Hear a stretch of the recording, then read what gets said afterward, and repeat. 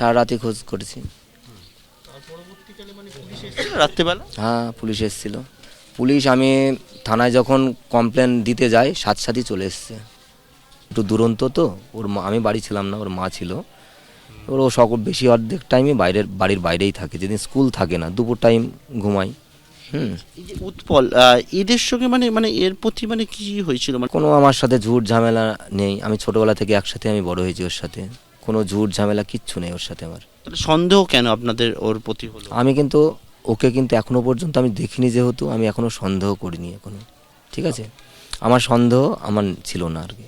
সন্দেহ যদি আমি থাকতো আমি তো ডাইরেক্ট আমি ওর বাড়িতে যেতাম। আমি যখন ওর বাড়ির কাছে পাওয়া গেল, কিছু জনের মুখ থেকে আমি শুনলাম যে নাকি ওর বউ বলেছে যে আমরাই করেছি এই কাজ, তখনই আমার সন্দেহটা হলো।